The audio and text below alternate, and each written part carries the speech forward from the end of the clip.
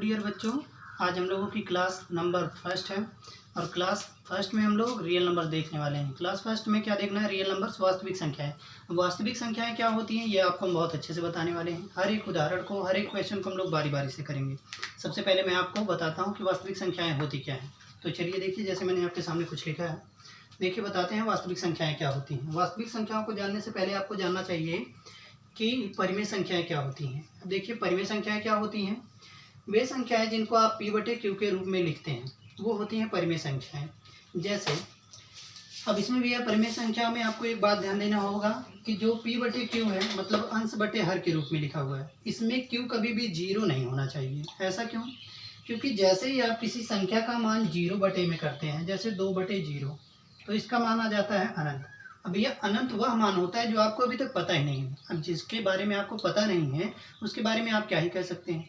तो इसलिए चलिए देखिए, यहाँ पे Q कभी भी 0 नहीं हो सकता है। और क्या भैया, दूसरी बात, P और Q आपके क्या होने चाहिए? पूर्णांक होने चाहिए। अब पूर्णांक क्या होते हैं ये आप पढ़ चुके हैं, 0, +-1, +-2 एंड सो ऑन। ऐसी बहुत सारी संख्याएं जो प्लस माइनस में होती हैं तथा 0 भी।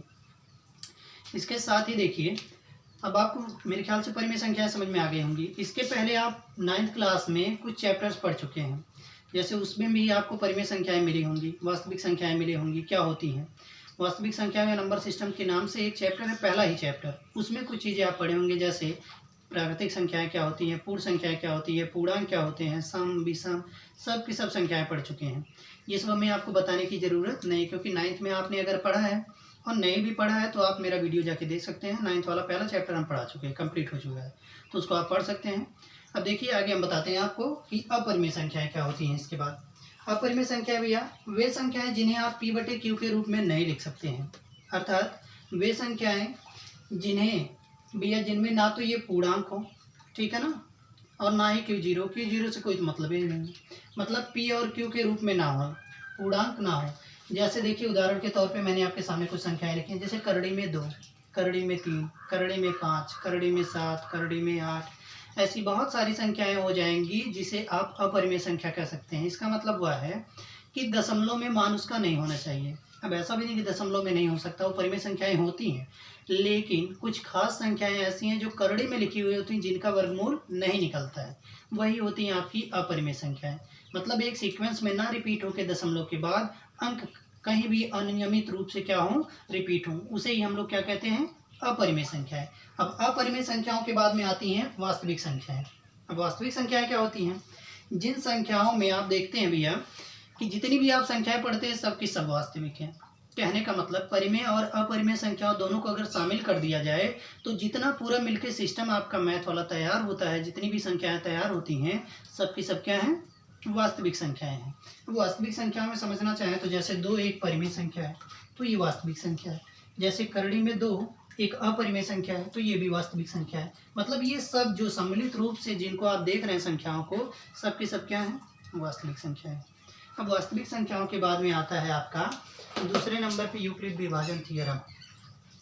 अब यूक्लिड विभाजन थ्योरम क्या कहता है भैया? ये मैंने आपके सामने इसका स्टेटमेंट लिखा है, किताब में तो बहुत लंबा चौड़ा दिया है, बट मैंने आपके सामने संक्षिप्त में इसका सार लिख दिया है। आपको ये स्टेटमेंट याद होना ही चाहिए, चाहे जैसे करके।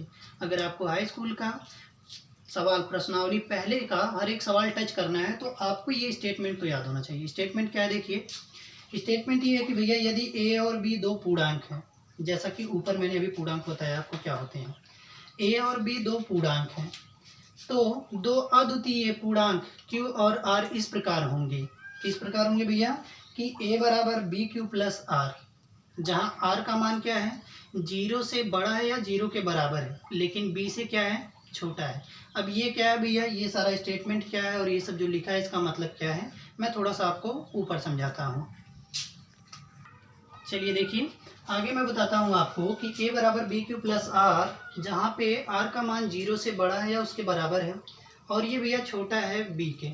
अभी आपको ये समझ में नहीं आ रहा है मैटर सब चल क्या रहा है। अभी देखिए मैं इस उदाहरण से आपको समझाऊंगा और आपको ये बहुत अच्छे से समझ में आ जाएगा कि ये सब चल क्या रहा है। देखिए पहले यहाँ पे हम लोग 5 से डिवाइड करते हैं 42 को, तो 42 में भैया 8 बारी जाएगा, कितनी बारी? 8 पंजे 40 हो जाएगा, और यहाँ पे आ जाएगा शेष 2, घटाने के बाद शेष कितना आ जाएगा? पुनः देखिए 5 से हम लोग 40 को डिवाइड करते हैं तो 8 बारी जाएगा, 8 पंजे 40। यहाँ पे शेषफल आपका क्या आ गया 0।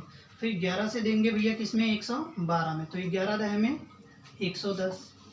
ठीक है, यहाँ पर भी 2 आपका क्या बच गया, शेष बच गया है। घटाने के बाद यहाँ पे शेष क्या बच गया है आपका 2।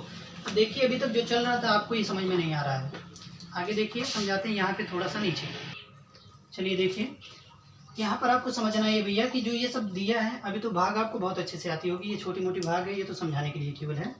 देखिए इसमें चल क्या रहा है अब समझाते हैं। ये चल रहा है भाज्य बराबर भाजक गुणे भागफल धन शेषफल। आप भागफल में पढ़े होंगे, बहुत अच्छे से आपको आता होगा, नहीं भी आता तो भी सीख लीजिए, कोई दिक्कत नहीं है।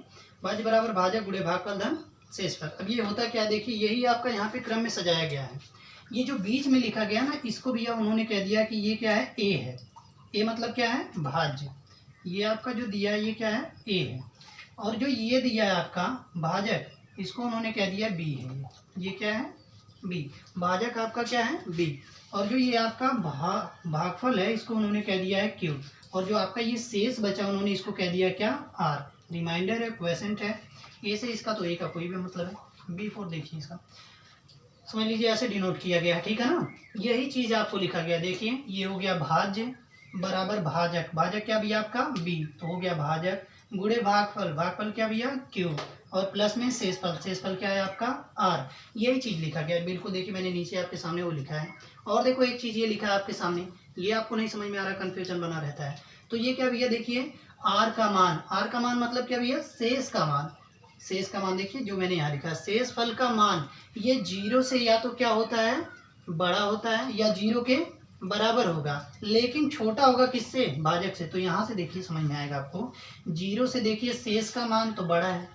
बड़ा है कि नहीं बड़ा है, बड़ा है। लेकिन भैया देखिए यहाँ जो भाजक 5 लिखा है, 5 से इसका मान क्या है भैया, आर का मान छोटा है। 2 आया है ना, 5 से छोटा है कि नहीं, छोटा है। वही चीज़ यहाँ पे लिखा गया, वही चीज़ ये भी लिखा गया है कि ये जो आर है रिमाइंडर है, शेषफल है, इसका मान 0 से छोटा होगा या 0 के बराबर होगा, लेकिन भैया सॉरी 0 से बड़ा या 0 के बराबर होगा, लेकिन बी से क्या होगा, छोटा होगा। वही चीज़ देखिए यहाँ पे लिखा है।